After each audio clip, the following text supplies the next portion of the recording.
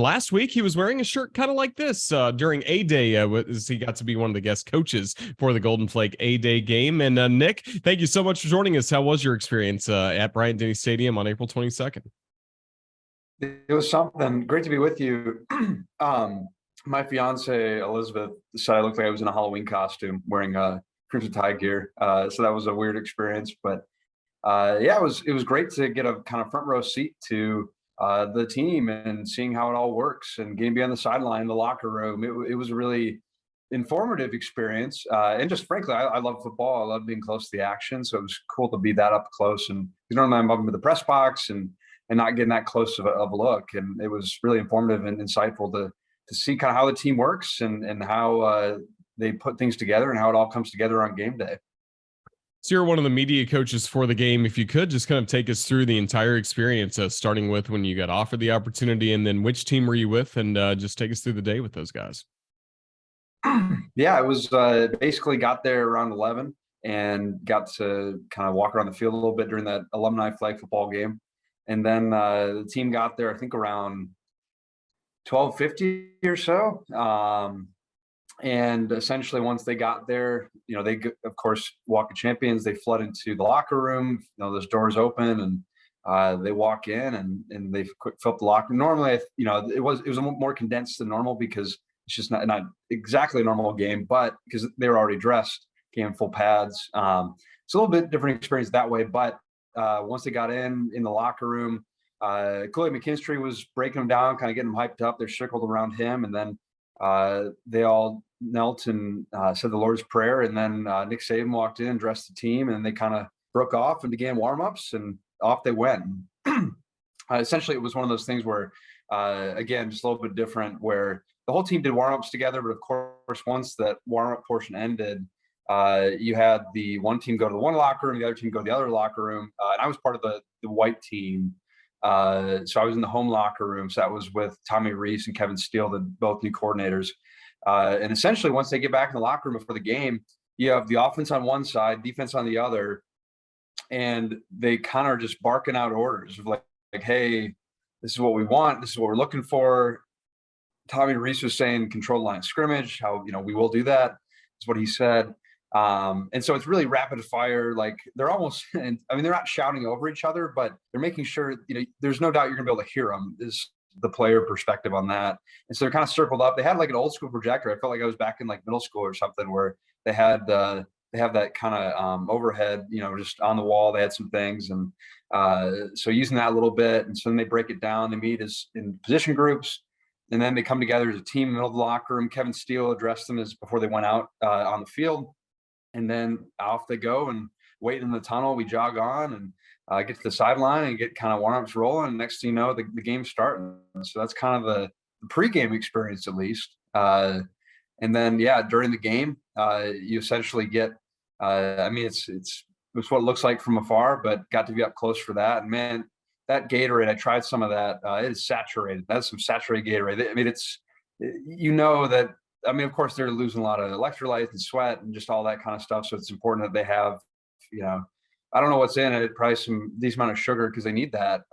So that stuff is not your usual Gatorade, so to speak. So yeah, they keep that well stocked, water, all those types of things. And really, it's fascinating seeing how each coach interacts with their players. The moment can dictate that, but overall, it can just be something where this coach has this style, this coach has that style.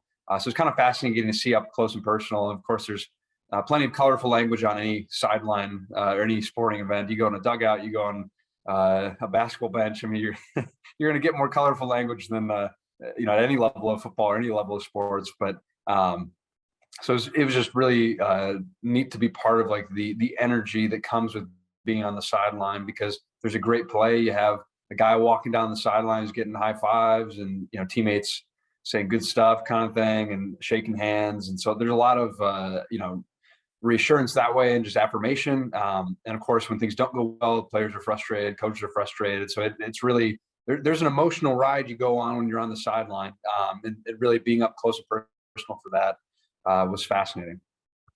And you got to be around Tommy Rees, who is the new offensive coordinator. Kind of what'd you pick up on and what his style could be like and how he interacted with the players? Yeah, very hands-on, very I mean, you can tell he's got good rapport with them. He's a communicator. He's constantly talking, he's constantly getting feedback. He's telling them, hey, look for this. He wants to know what they saw. So he was constantly talking with them. And the other thing too is, he's just, I mean, he's not that old, he's 30. Um, and so he's not that much older than the players. And I think that helps in some ways. Like I didn't notice him being a yeller. Some coaches are more yellers, some more gruff that way. Maybe it's because of his age, but and he was loud when he needed to be. It's not that he didn't raise his voice; it's just he wasn't. He didn't seem like the type that his first reaction is to chew you out, so to speak. He's more of a, "Hey, what happened there? Walk me through what happened. Explain to me what happened there. What did you see?" It's really, of course, frustration when it doesn't work well. They had turnovers, so it's not like he doesn't get frustrated, but I think he's really just trying to figure out why it went wrong and immediately diagnose that, and so they can fix it moving forward. So really, I think just smart approach, cerebral approach, and just really seems like a good rapport that he has with his players. And then how about the role of Coach Saban in a game like this, where he's obviously in the blazer, he's on the field as opposed to being on the sidelines? So, what'd you like about getting to see him as he took everything in during A Day? Yeah, so he was pretty far away from me because I was on the sideline. He was, like you said, middle of the field. But there were moments where if he wanted a guy to hear a message, I think like at one point he walked off talking a little bit with Eli Holsting, kind of instructing him on some things, just communicating a little bit with him. There's also a moment late in the game where he was not thrilled with the offense for the white team had been doing, so he came over to the sideline to express that. And lo and behold, they go and score a touchdown on that next drive before the end of the game. So I think Coach Saban can be quite the motivator, and people can get pretty locked in when he expresses how he feels about a certain performance. So he's very involved, but obviously he's kind of more in that CEO role for that game, just because he is not on one team or the other. But when he wants to get a point across, he'll get that point across. So the Crimson beat the White in the Golden Flake A-Day game, and that means the Crimson team got the Tomahawk Steaks on Monday night, and then the losing team, the White team, got the Franks and Beanie Weenies, as we always like to say down here in Alabama. Or were you able to go to that Monday night dinner at Malmore? I did, and I, of course, as a member of the losing team, a coach on the losing team, who's now 0-1 as a college football coach, I too had the Franks and beans, and actually, so the very intentionally, the display of them is not appealing. Like you have them in tin cans, whereas on the other side of the aisle, you have them eating, great steaks. You have dessert. I mean, just you have nice cups. We had plastic cups, and we had like Gatorade coolers we were getting our water from. So that was a little different from what the winning team had. But I'm not gonna lie. I mean, as far as I just try not to think about the steak, but as far as like hot dogs and baked beans go, like it was pretty good. And frankly, anything we had there, even though it was not as good as a steak, it's still probably better than what I was going to be making myself for dinner. So I took it nonetheless. So it wasn't as bad, but you just couldn't look on the other side, because if you did, then you'd be sad that you're just eating uh, hot dogs and beans. That's pretty funny. I think last year we had Katie Wyndham on around this time of the year. She was part of the winning team. So now we've had the steak winner, and now we've had the Franks and Beans, courtesy of you, Nick. So that's we've got it even out here on Crimson Drive. Glad to take one for the team and provide that perspective. I would have loved a steak, but alas, that was not in my future. Absolutely. So, great way for A-Day to wrap up spring football for the Crimson Tide. And even last week, a little bit of news concerning the quarterbacks as Tyler Buckner transfers in from Notre Dame after taking a quick visit to Tuscaloosa. Just where do things stand in the quarterback competition at this point as we talk in early May? Yeah, I mean that's a great question. I think the question we're going to be continuing to ask throughout the offseason, because again, there are things to like about Jalen Milroe. There are things to like about Ty Simpson, but there are also things that Coach Saban has expressed he hasn't liked, and I think we saw that in A-Day in terms of the inconsistency. And that's the biggest thing, is when you have that inconsistency, you almost it just gives you pause as a coach, because you don't know what to expect at times, or trust is a big thing, and I think that's really important in that position. But adding Tyler Buckner, to me, it adds another guy to the competition. Does not necessarily mean he is the guy, because if you look at he's a little bit more experienced. He's had multiple starts, not a ton, but he's had a couple starts. Whereas like Jalen Milroe and Ty Simpson have combined for one start. So he has a little bit more experience. Him and Tommy are close. So that plays a role as well. But he's also a guy who I think last year had 3 touchdowns and 5 interceptions. And so he's not necessarily a guy coming in who screams, yeah, this guy is super secure with the football and doesn't make mistakes. Now he has had more experience, so maybe he has learned how to not make those mistakes. And so if that he ends up starting, that could be why. But yeah, it's not a guy like, yes, they got their starting quarterback, like that is who it's going to be. But I mean, he very well could start. Tyler Buchner could, but I think he's a guy in the competition who's got a shot to win it. But I think it's too early to tell who ultimately is going to be under center for that first snap in September. So still some questions there, but on other spots on this Crimson Tide roster, do you feel like we learned a lot about this football team during the past few weeks? I think so. I mean, in some ways, it's of course, okay, who are some of the newcomers, that are looking good? And I think that we'd heard plenty of buzz about Justice Haynes at running back, the freshman from Georgia coming into the 8A game. He, of course, met that with multiple touchdowns. And so, I mean, he's a guy that, I think in terms of true answers, I think there's a lot of depth at certain positions, running back, receiver, you got a lot of options. Offensive line, I think as a group, I think it's encouraging. Now, of course, they had the sacks in the 8A game that they gave up. Elijah Pritchett had some struggles. But I think, the design of that, the 8A game it can be a little tricky to exactly tell, okay, yes, this offensive line is going to be great or it's not, because it's two-hand touch of the quarterback. It's you're not necessarily bringing out the full playbook to help some of those guys. So I think it might be too early to tell in terms of, okay, this offensive line is going to be great or not. But I think we always were leaning toward this offensive line being maybe really good to help the run.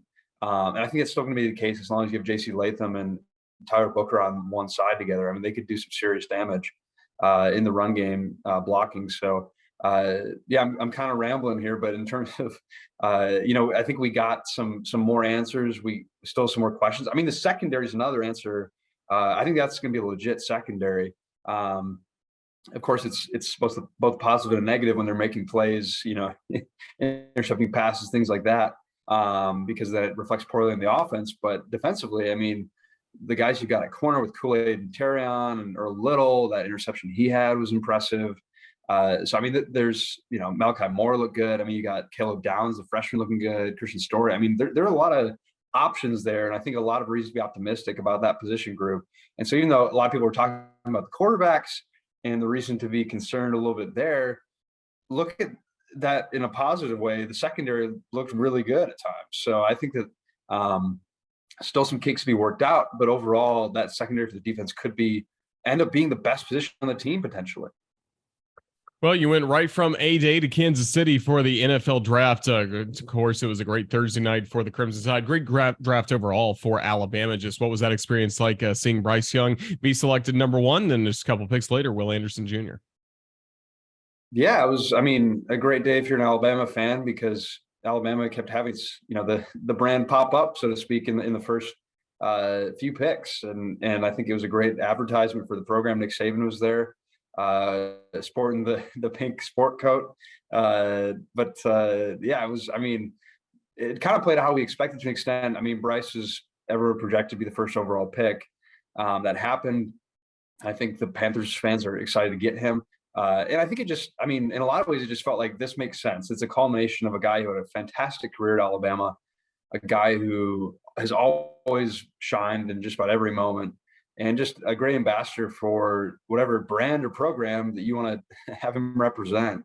I think it just made sense. Like, it felt a lot like I was at the Heisman ceremony too when he won it. It felt a lot like that, where, similar demeanor from him. It just makes sense for him to go, to win the Heisman, for him to be the first overall pick. So I think that, yeah, it just felt like this is, and of course, hopefully a long career ahead for him, but overall, it just felt like, yeah, this is the culmination of all his hard work at Alabama. And yeah, he went first overall, giving Nick Saban that first overall pick during his time at Alabama. And Will going 2 picks later, I think was a pretty cool moment for those two, because they're super close. Those two are good friends and leaders together on this, past couple of years of Alabama football. And so for them, that to happen for them, you could just tell how excited they were. And then Jahmyr Gibbs, a little bit of a surprise at 12. Obviously a really talented back, but less so even just Jahmyr Gibbs and more so just the position at running back, how the NFL just doesn't draft it that high anymore.